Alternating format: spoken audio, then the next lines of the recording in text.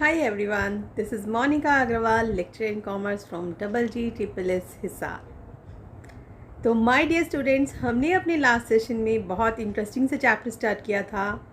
क्या था वो? इंश्योरेंस। तो आज हम इंश्योरेंस इन बिजनेस सर्विसेज का पार्ट 2 करेंगे। आज हम उसमें बहुत सारे अलग अलग और भी इंटरेस्टिंग से फैक्ट देखेंगे। ठीक है, तो चलिए आज आगे चलने से पहले सबसे पहले हम क्या देखेंगे? हम देखते हैं कि आज हम कौन कौन से टॉपिक्स कवर अप करने वाले हैं। तो बच्चों, हम पढ़ेंगे आज इंश्योरेंस के फंक्शंस क्या क्या हैं, क्या काम करता है, इसके फ़ायदे क्या हैं। साथ ही हम एक टर्म पढ़ेंगे डबल इंश्योरेंस। उसी के साथ साथ हम पढ़ेंगे री इंश्योरेंस के बारे में भी।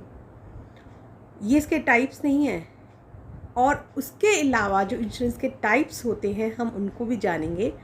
और उसमें एक जो टाइप है लाइफ इंश्योरेंस, उसके बारे में हम डिटेल में बात करेंगे क्योंकि वो बड़ा ही इंटरेस्टिंग है।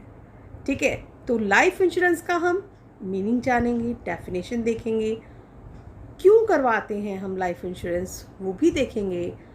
और आगे पता है लाइफ इंश्योरेंस के भी फर्दर सब पार्ट्स होते हैं, तो हम उनके बारे में भी जानेंगे। और कौन कौन से ऐसे प्रिंसिपल्स हैं जो लाइफ इंश्योरेंस पर अप्लाई होते हैं, हम उनके बारे में भी जानेंगे। फिर एक वर्ड आता है एश्योरेंस। कई लोग इंश्योरेंस यूज़ कर रहे हैं, कई लोग एश्योरेंस यूज़ करते हैं। कभी आप किसी के मुंह से इंश्योरेंस सुन रहे हैं, कुछ के मुंह से आपने एश्योरेंस सुना होगा। तो क्या ये दोनों सिनोनियम हैं या फिर इनमें कोई डिफरेंस है? हम इसका भी पता लगाएंगे। ठीक है, तो आइए let us start with functions of insurance. सबसे फर्स्ट फंक्शन है बच्चों हमारा प्रोवाइडिंग सर्टेनिटी। किस चीज़ की सर्टेनिटी देता है ये हमें? फ्यूचर अनसर्टेन है, उसको तो आप सर्टेन कर नहीं सकते। ये हमें देता है पेमेंट की सर्टेनिटी कि कल को आपको अगर कोई नुकसान हो जाता है जिसके लिए आपने इंश्योरेंस करवा रखा है, तो आपको जो लॉस के लिए अमाउंट है ना वो मिलेगा ही मिलेगा। उसके बदले जो आपको पैसा मिलना है वो मिलेगा ही मिलेगा। ये इस चीज़ की सर्टेनिटी प्रोवाइड करवाता है। सेकंड क्या है? प्रोटेक्शन। प्रोटेक्शन यहाँ पे सुरक्षा दे रहा है आपको। कैसे? अब देखिए, अगर एक घर में एक ही इंसान कमाने वाला है, उसी के कमाने से घर के 5 लोग खाना खा रहे हैं, उनका गुजारा चल रहा है, और अगर भगवान ना करे उस इंसान को कुछ हो जाए, है ना, उसकी डेथ हो जाए, तो बाकी लोग क्या करेंगे? कुछ नहीं कर पाएंगे, तो बहुत रुल जाएंगे। उन्हें तो रोटी खाने के भी लाले पड़ जाएंगे। ऐसे में हमारी मदद कौन करता है? इंश्योरेंस। इंश्योरेंस अगर आपने करवा रखा है तो आप फ्यूचर को तो सर्टेन नहीं कर सकते, लेकिन वो उसके बदले आपको पैसा दे रहा है ना, जो आप थोड़ा थोड़ा प्रीमियम दे रहे हो, तो किसी इवेंट की हैपनिंग के बाद या आफ्टर सम टाइम, एक सर्टेन पीरियड के बाद वो आपको पैसा दे रहा है। तो यहाँ पे अब आप बाकी जो लोग पीछे बच गए हैं उनकी क्या हो गई? प्रोटेक्शन हो गई। तीसरा क्या है? Risk sharing. रिस्क शेयरिंग कैसे है? इंश्योरेंस कंपनी हमें पैसा दे रही है, तो जोखिम का क्या हुआ? हमारे साथ तो जोखिम बांटा ही बांटा। अब इंश्योरेंस कंपनी ने, अगर आपने 10 लाख के मकान का बीमा करवाया और कल को आपका मकान जो है वो डैमेज हो गया, तो इंश्योरेंस कंपनी उसका पैसा दे रही है ना। अब उसके पास इतना पैसा देने के लिए कहाँ से आएगा? क्योंकि आप जैसे कई लोग हैं बीमा करवाने वाले, हर इंसान थोड़ा थोड़ा प्रीमियम दे रहा है, तो कंपनी क्या कर रही है? वही प्रीमियम का पैसा इकट्ठा हो गया, तो इससे, क्योंकि वो आपको पैसा दे रही है वो जब आपको लॉस हुआ, तो फिर इस तरीके से जो आपका रिस्क था वो एक इंश्योरेंस कंपनी में ना जाके बल्कि बहुत सारे लोगों में क्या हो गया? वो बट गया है। And the last is assist in capital formation. अब इससे कैपिटल कैसे फॉर्म होती है? देखिए, इंश्योरेंस कंपनी के पास प्रीमियम का काफ़ी सारा पैसा आ गया, आए दिन तो आप उनको पैसा नहीं देना, कभी भी कुछ भी मिसहैप हो सकता है। तो फॉर द टाइम बीइंग, जब तक उसे पैसा देना है, वो क्या करती है कि वो इन्वेस्टमेंट कंपनीज में पैसा लगा देते हैं। शेयर्स खरीद लिए, डिबेंचर्स खरीद लिए। अब उससे होगा क्या कि जब उन्होंने ये चीज़ों में पैसा लगाया है तो उनको उस पर एक्स्ट्रा इनकम भी मिल रही है, तो इससे क्या होता है? उसकी कैपिटल फॉर्मेशन भी हो जाता है। तो है ना आसान से इसके फंक्शंस। और एक चीज़ आपको पता है कि इन्हीं फंक्शंस पे बेस्ड जो है वो इसकी एडवांटेजेस आती हैं। तो चलिए अगली हम करते हैं, एडवांटेजेस भी आप इनको कह सकते हैं। अगर हमें ये कहा जाए कि इंश्योरेंस की इम्पॉर्टेंस क्या है, तो वो भी यही है, और इसमें से कुछ पॉइंट तो फंक्शंस वाले ही हैं। जैसे पहला, प्रोवाइडिंग प्रोटेक्शन, अभी हमने किया है ना, कि वो एक फ्यूचर के लिए जो उनके बाकी पीछे बचे लोग हैं उनको पैसा देता है जिससे वो अपनी जीविका चला सकते हैं। इन्वेस्टमेंट एलिमेंट कैसे है, क्योंकि आप इसमें हर साल थोड़ा थोड़ा पैसा पे कर रहे हैं प्रीमियम के तौर पे, और बाद में वो आपको इकट्ठा भी मिल रहा है, प्लस वो जो आपका पैसा लगा हुआ है वो भी तो उसी में शामिल है ना। तो यहाँ पे एक किस्म से क्या हो गया, ये इन्वेस्टमेंट एलिमेंट हो गया। रिस्क शेयरिंग अभी हमने बताया है कि डिस्ट्रीब्यूशन ऑफ रिस्क हो गया यहाँ पे। आपका रिस्क था, अब वो इंश्योरेंस कंपनी का हो गया, और किसी ना किसी जरिए जितने लोगों ने भी इंश्योरेंस करवा रखा है वो सभी का ही क्या हो जाएगा, रिस्क हो जाएगा। लोन फैसिलिटी, अब जिसने इंश्योरेंस करवा रखा है लोग उसको लोन भी दे देते हैं आराम से। आपने कोई गुड्स हैं इंश्योरेंस करवा रखी हैं, आप किसी को माल बेच रहे हैं तो वो भी बड़े उससे ले लेगा, भाई हाँ इसका तो इंश्योरेंस हुआ हुआ है।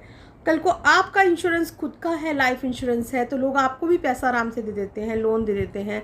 क्यों, ये सोच कर दे देते हैं कि कल को अगर इस पर्सन की डेथ भी हो जाती है या इसके साथ कुछ मिसहैप हो जाता है तो हमारे पैसे को कोई खतरा नहीं, क्योंकि इंश्योरेंस कंपनी जो पैसा देगी उससे हम लोगों को पैसा मिल जाएगा, तो उन्हें कोई डर नहीं रहता।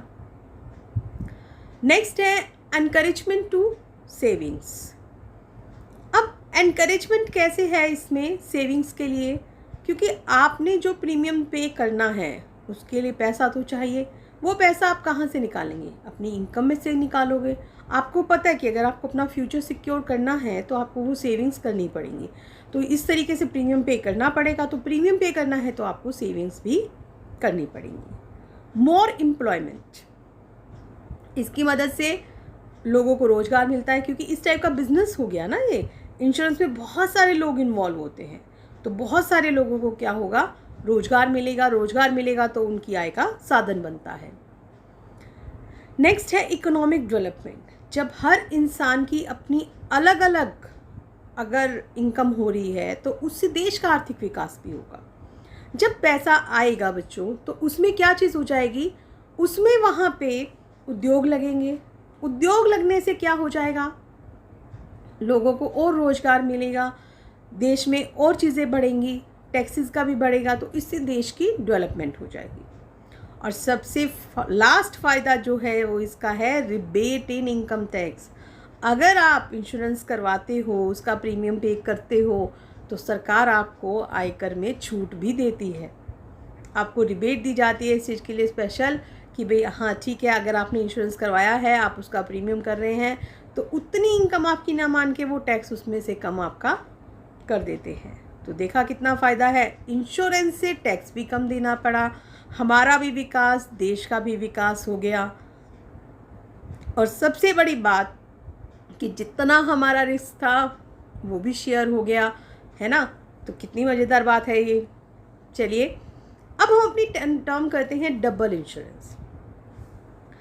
डबल इंश्योरेंस क्या है बच्चों, डबल इंश्योरेंस में होता है कि एक ही सब्जेक्ट मैटर है। जैसे किसी के पास एक घर है, अब घर तो एक ही है, लेकिन अगर आपने उस घर का कई लोगों से बीमा करवा दिया, एक ए कंपनी से, एक बी कंपनी से, एक सी कंपनी से, तो ये हमारा क्या कहलाएगा, डबल इंश्योरेंस कहलाएगा।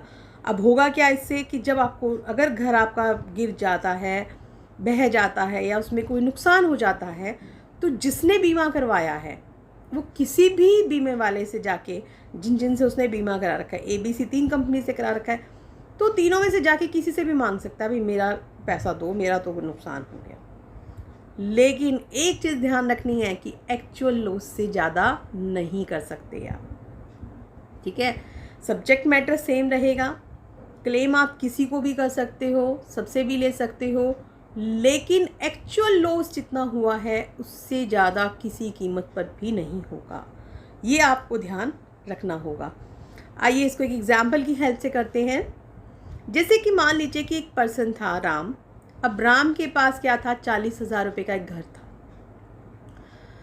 उसने क्या किया कि 40,000 रुपये का अपने घर का बीमा एक कंपनी से करवा लिया, दूसरी कंपनी बी थी, उससे उसने 60,000 का करा लिया, मतलब लाख रुपए का उसने अपना घर का बीमा करवा लिया। अब होता क्या है कि घर गिर जाता है, उससे उसको लॉस उठाना पड़ता है 40,000 का। अब वो राम जो है वो किससे क्लेम कर सकता है? राम 40 वाले से करेगा या 60 वाले से करेगा या दोनों से, कुछ भी कर सकता है। वो चाहे तो वो सिर्फ ए कंपनी से भी ले सकता है, वो चाहे तो बी से भी ले सकता है, वो चाहे तो दोनों से प्रोपोर्शनेटली भी ले सकता है कि दोनों से 20-20 ले ले, या जितने का करवा रखा है उसके प्रोपोर्शन में भी वो कर सकता है। ठीक है, चलिए अब री इंश्योरेंस आता है। अक्सर बच्चों को पता है क्या है कि एक कंफ्यूजन सा हो जाता है कि डबल इंश्योरेंस, री इंश्योरेंस एक ही बात होती है। नहीं, ऐसा नहीं होता, फ़र्क होता है बच्चों इसमें। डबल में क्या हुआ हमारा कि जो बीमा करवाने वाला है, जिसका सामान है, जिसका घर है, वो अपनी मर्जी से कई कंपनियों से बीमा करवा रहा है। लेकिन री इंश्योरेंस में ऐसा नहीं है। री इंश्योरेंस में क्या है, बीमा करने वाला, लाइक आपने एक कंपनी से बीमा करवाया, अब उसे लगता है मैं इतना सारा रिस्क नहीं उठा सकती, तो वो कंपनी हमारी क्या करती है, वो कंपनी आगे जो है वो फर्दर दूसरी कंपनी से आगे अपना इंश्योरेंस करवा लेती है, जिसे हम क्या कहते हैं, री इंश्योरेंस कहते हैं। मतलब उसे कहीं ना कहीं ये चीज़ लगती है कि भाई वो कैपेबल नहीं है, वो इतना लॉस जो है वो बेयर नहीं कर सकती है।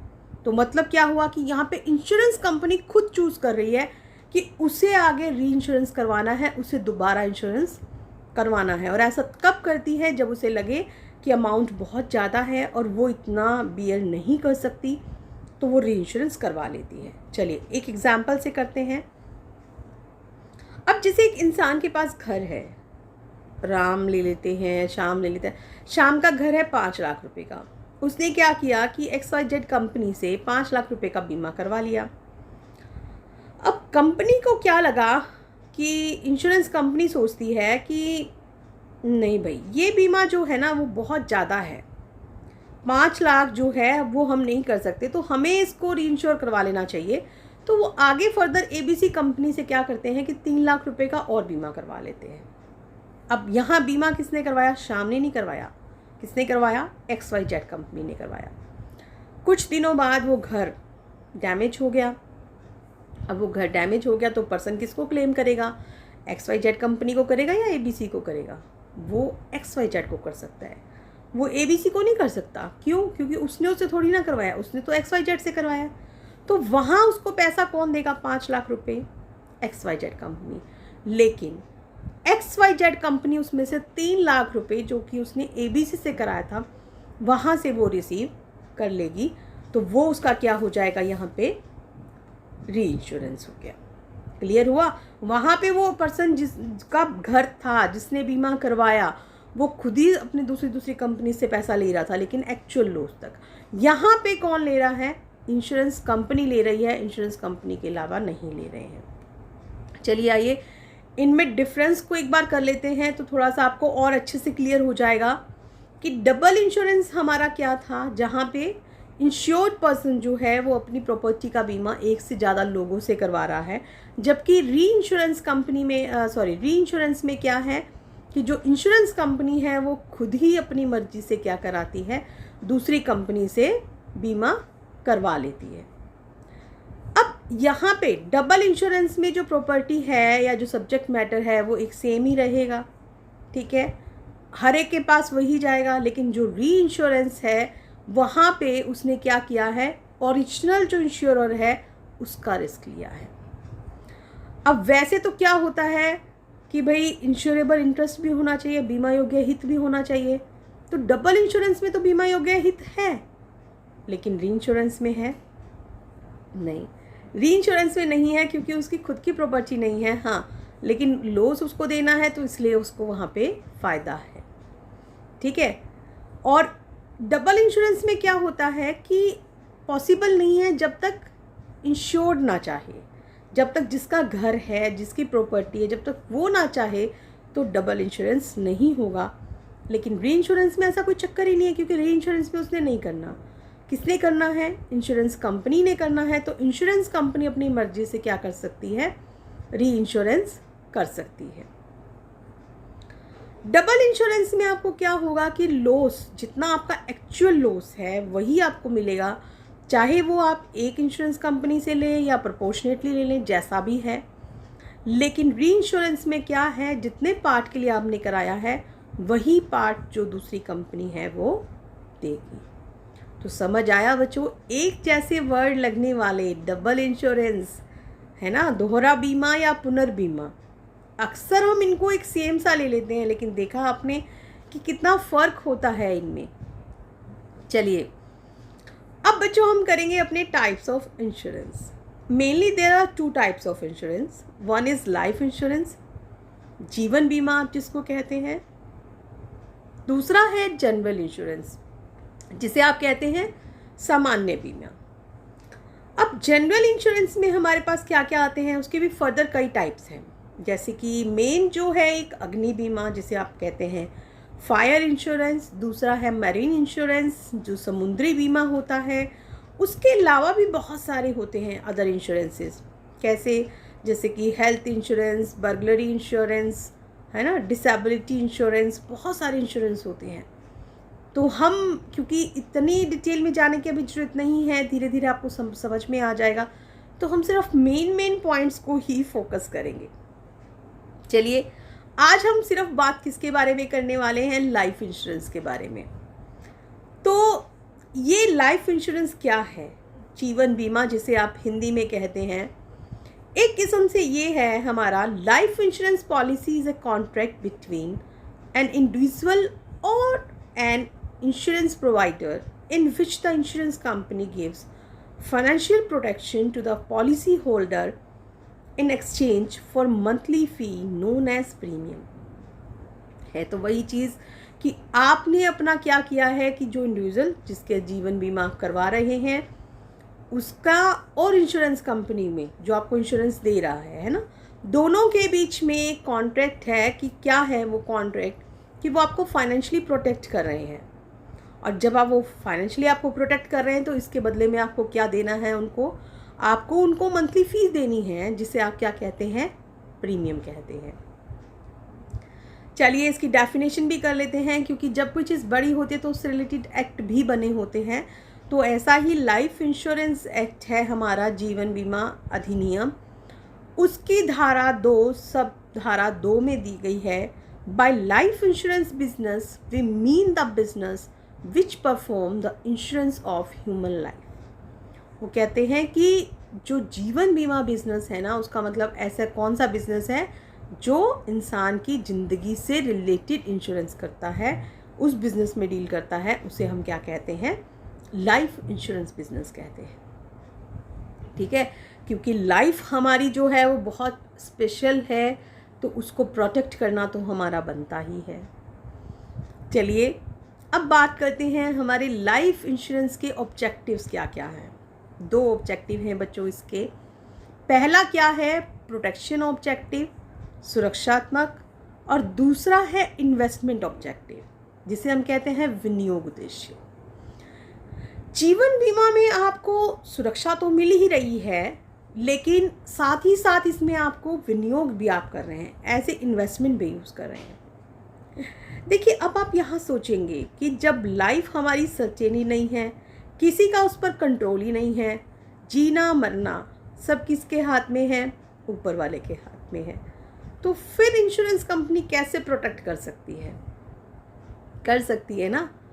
अगर घर को चलाने वाला कोई है और उसी से घर चल रहा है, अगर उसकी डेथ हो जाती है तो कौन करेगा, कुछ नहीं, उनके पास पैसा होगा क्योंकि काम करने वाला ही कोई नहीं है। तो ऐसे में लाइफ इंश्योरेंस प्रोटेक्ट करता है। कैसे, अगर उस इंसान ने अपना जीवन बीमा करा रखा था तो उसके मरने पर लाइफ इंश्योरेंस कंपनी क्या करेगी, उसके घर वालों को पैसा देगी।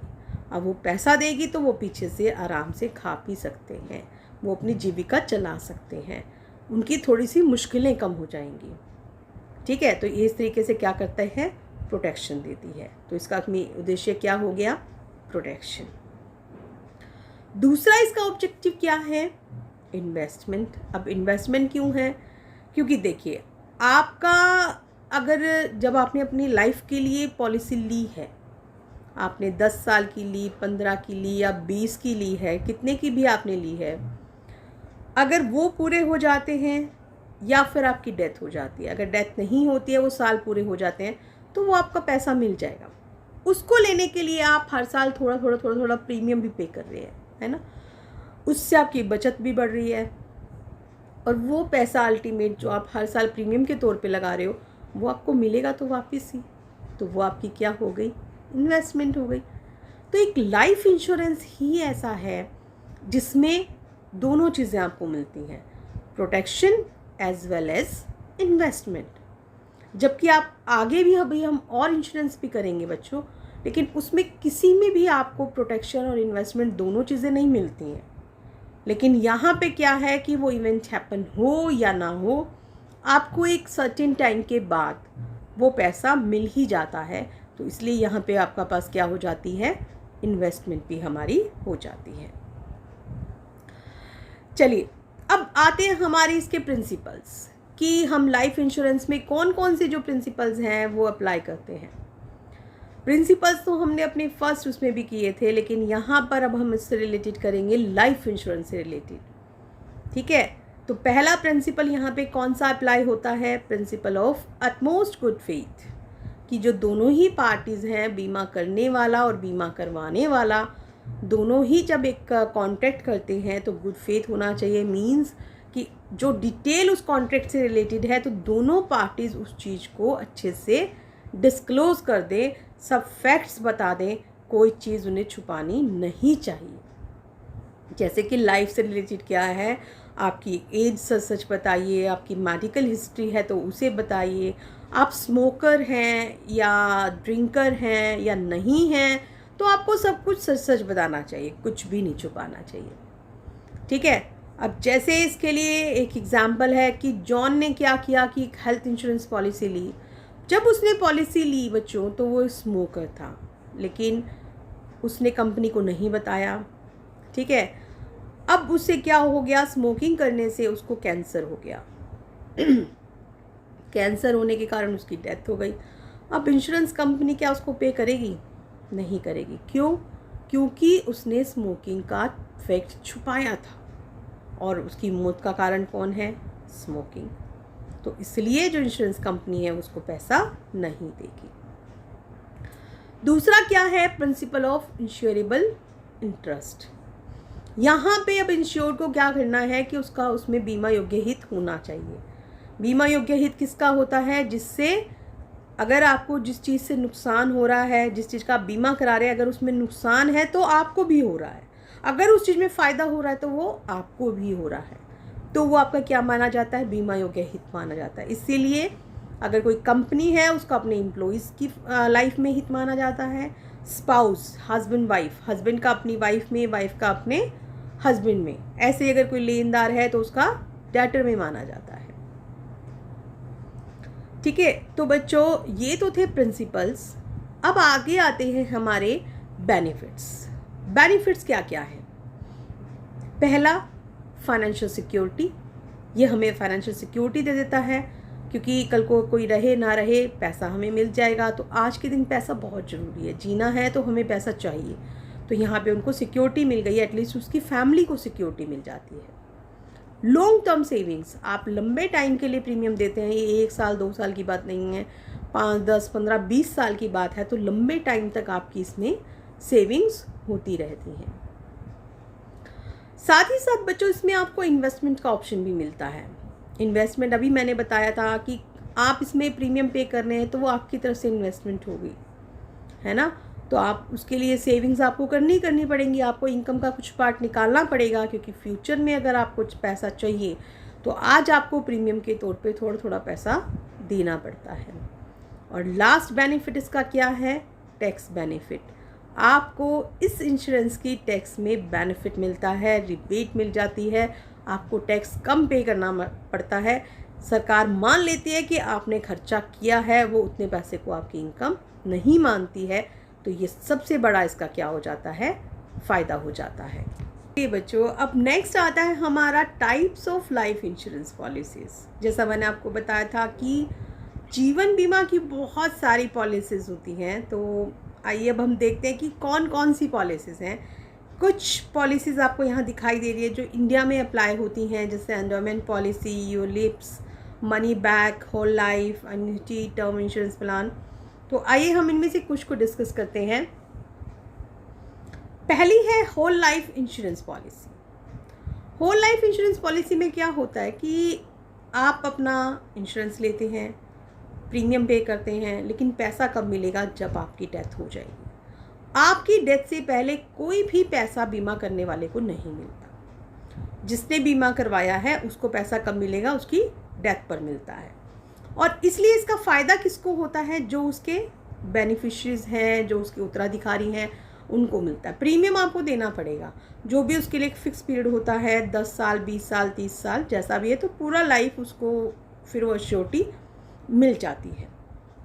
ठीक है, तो यहाँ पे बेनिफिट आपको कब मिलेगा? कि जब आपकी डेथ हो जाएगी और आपके जो पीछे उत्तराधिकारी हैं उनको आपका बेनिफिट मिल जाएगा। दूसरी आती है बच्चों endowment life assurance policy.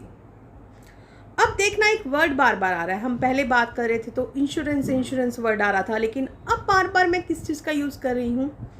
Assurance का। अब आप सोच रहे होंगे कभी मैं इंश्योरेंस बोलती हूँ, कभी मैं एश्योरेंस बोल रही हूँ ना। कोई बात नहीं, सुनते जाओ जैसा मैं बोल रही हूँ। अभी आगे इन टाइप्स को ख़त्म होने के बाद मैं आपको बताऊँगी कि इंश्योरेंस और एश्योरेंस में क्या फ़र्क है, कहाँ आपको इंश्योरेंस बोलना है और कहाँ आपको एश्योरेंस बोलना है। ठीक है, जब तक आप सुनते जाइए।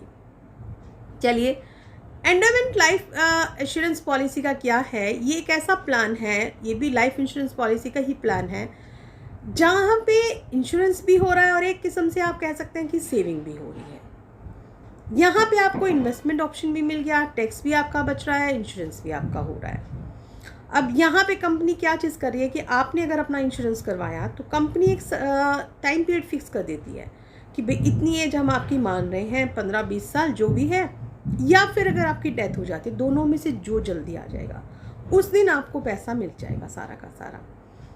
अब यहाँ पे क्या, पिछले वाली पॉलिसी में तो क्या था, डेथ के बाद ही मिलेगा, लेकिन यहाँ पे क्या है कि एक कुछ टाइम के बाद मिल जाएगा आपको, या अगर आपकी बाई चांस पहले डेथ हो जाती है तो आपको पैसा तब मिल जाता है।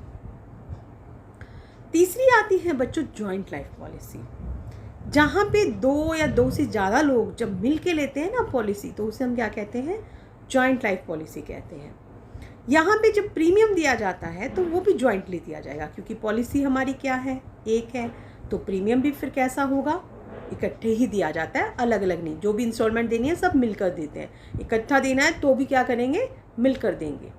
फिर जब एक किसी पर्सन की डेथ हो जाती है बाई चांस, 2-3 लोगों ने कराया, तो जो बाकी बचे हुए लोग हैं उनको वो पैसा जितना भी अश्योर्ड किया गया था वो पैसा उनको मिल जाता है। यूजुअली लेता कौन है? ये स्पाउस, हस्बैंड वाइफ मिल के ले लेते हैं कि भाई किसी एक की डेथ हो गई तो दूसरे को पैसा मिल जाएगा, जॉइंटली ले लेते हैं वो।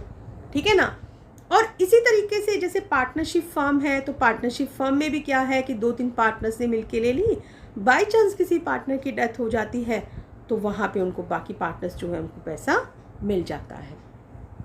चलिए, नेक्स्ट आता है एन्युटी पॉलिसी। एन्युटी पॉलिसी क्या है बच्चों? इस पॉलिसी में ना एक किस्म से सम एश्योर कर दिया जाता है कि भाई हाँ ठीक है, हम आपको इतने टाइम के बाद हम आपको ये पेमेंट करेंगे, चाहे वो आपको मंथली देंगे, क्वार्टरली देंगे, हाफ ईयरली, एनुअली, इंस्टॉलमेंट्स दे देंगे हम। ठीक है, अब लेकिन जो प्रीमियम पे करना है वो आपने इंस्टॉलमेंट में भी कर सकते हैं, आप इकट्ठा भी कर सकते हैं, जैसे आपका मन करता है। ज़्यादातर ये उन लोगों के लिए फ़ायदेमंद होती है जो चाहते हैं कि एक फ़िक्स एज के बाद हमारे को क्या मिले, थोड़ी थोड़ी हमारी इनकम आती रहे, भी रेगुलर इनकम होती रहे, कि बजाय कि हम इकट्ठा पैसा नहीं संभाल सकते, हम क्या करें, थोड़ी थोड़ी अपनी इनकम लेते रहें। तो उसके लिए वो लोग क्या करते हैं? एन्युटी पॉलिसी करा लेते हैं। फिर आता है चिल्ड्रंस एंडोमेंट पॉलिसी। ये किस लिए होती है? ये बच्चों के लिए, जैसा कि इसके नाम से पता चल रहा है ना। ये पॉलिसी लोग अपने बच्चों के लिए लेते हैं कि उनकी पढ़ाई लिखाई पे खर्चा करना है, उनकी शादी पे खर्चा होना है। तो उसके लिए क्या करते हैं कि आप कुछ पैसा जो है बच्चों के एक एज तक होने के लिए आप हर पैसा जो प्रीमियम के रूप में दिया जाता है वो पे करते जाते हैं। अब बाई चांस मीनवाइल अगर किसी पर्सन की डेथ हो जाती है तो उसके बाद कोई प्रीमियम नहीं पे किया जाएगा। फिर जो उनका पैसा है चिल्ड्रंस के लिए, जिस काम के लिए आपने ले रखी है, बस वो पूरा होगा और कुछ नहीं होगा। तो बच्चों ये तो थी हमारी क्या लाइफ इंश्योरेंस पॉलिसीज़। देखा कितनी आसान सी थी ना, और लेकिन हर टाइप के लिए हमारे को मिल रही है, कितनी सेफ्टी भी हमारे लिए कर रही हैं। चलिए अब हम कौन से वर्ड पे आते हैं, अब हम उसी वर्ड पे आ रहे हैं। मैंने क्या कहा था, कहीं जगह मैं इंश्योरेंस यूज़ कर रही हूँ, कुछ जगह मैं क्या यूज़ कर रही हूँ, एश्योरेंस। ऐसा क्यों है? तो देखिए इंश्योरेंस जो यूज़ होता है बच्चों, वो होता है फायर और मैरिन के लिए, कि अगर आप अग्नि बीमा करा रहे हैं, समुद्री बीमा करा रहे हैं, मीन्स एक जनरल सा करवा रहे हैं, सामान्य बीमा जिसे आप कह सकते हैं, तो आपने क्या वर्ड यूज़ करना है, इंश्योरेंस। क्योंकि वहाँ पे क्या है कि कोई आपको हानि होनी है, हो भी सकती है, नहीं भी हो सकती। लेकिन एश्योरेंस कहाँ पे है, ये किससे रिलेटेड है, ये रिलेटेड है जीवन से रिलेटेड। अब कोई आदमी अगर धरती पे आया है तो उसे जाना तो पड़ेगा ही, उसकी डेथ तो निश्चित है ना। तो मतलब उस इंश्योरेंस का पैसा तो आपको हर हालत में मिलना ही मिलना है। तो इसलिए यहाँ क्या वर्ड यूज़ किया गया है, एश्योरेंस। एश्योर्ड कर दिया गया है आपको, तो एश्योरेंस है ये, ठीक है। यहाँ इंश्योरेंस जो है वो प्रिंसिपल ऑफ इंडेमनिटी पर है, कि जितना लॉस हुआ है उस एक्चुअल लॉस पर आपको पैसा मिलेगा। लेकिन एश्योरेंस आपका सर्टेनिटी है, क्योंकि या तो डेथ हो जाएगी या फिर आपका जो टाइम पीरियड फिक्स है उसके ख़त्म होने के बाद आपको पैसा मिलेगा ही मिलेगा। इंश्योरेंस क्या होता है बच्चों, वो 1 साल तक के लिए होता है जनरली, और हर साल रिन्यू हो जाता है। लेकिन एश्योरेंस जो है वो लॉन्ग रन के लिए है, 5, 10, 15 सालों के लिए होता है। इंश्योरेंस आपको एक प्रोटेक्शन दे रहा है, किस चीज़ से, अनसर्टेनिटी से, कि भाई जो पहले से हमें लगता है कि कोई बाढ़ आ सकती है, कुछ है, हो भी सकता है, नहीं भी हो सकता है, तो हम उस चीज़ से एक प्रोटेक्शन दे रहा है वो आपको, है ना। एश्योरेंस क्या है, एक डेफिनेट इवेंट है, डेथ तो होनी ही होनी है, तो उस चीज़ से आपको दे रहा है, श्योर कर रहा है। इंश्योरेंस में क्या है कि जैसे ही कोई इवेंट हो जाता है, अनसर्टेन इवेंट, उसकी हैपनिंग पर आपको पेमेंट मिलेगा क्लेम का। लेकिन एश्योरेंस में ऐसा नहीं है, या तो इवेंट हो गया मींस डेथ हो गई, या फिर जो आपकी वो मैच्योरिटी पीरियड है, कि जितने पीरियड के लिए आपने अपना इंश्योरेंस लिया था, लाइफ इंश्योरेंस करवाया था 10 साल के लिए, 15 साल के लिए, तो उस ख़त्म होने के बाद तो आपको पैसा मिलेगा ही मिलेगा। तो देखा बच्चों, आज हमने बहुत कुछ नया सीखा है, डबल इंश्योरेंस, री इंश्योरेंस, और सबसे बड़ी बात इंश्योरेंस और एश्योरेंस में डिफरेंस। आई होप अब आप गलती नहीं करोगे, है ना, कि कहाँ पे इंश्योरेंस बोलना है और कहाँ पे एश्योरेंस बोलना है, ये गलती तो आप नहीं करोगे। तो है ना इंटरेस्टिंग सा चैप्टर। चलिए बाकी का हम अपने नेक्स्ट सेशन में करेंगे। तो आज के लिए बच्चों इतना ही, दैट्स ऑल।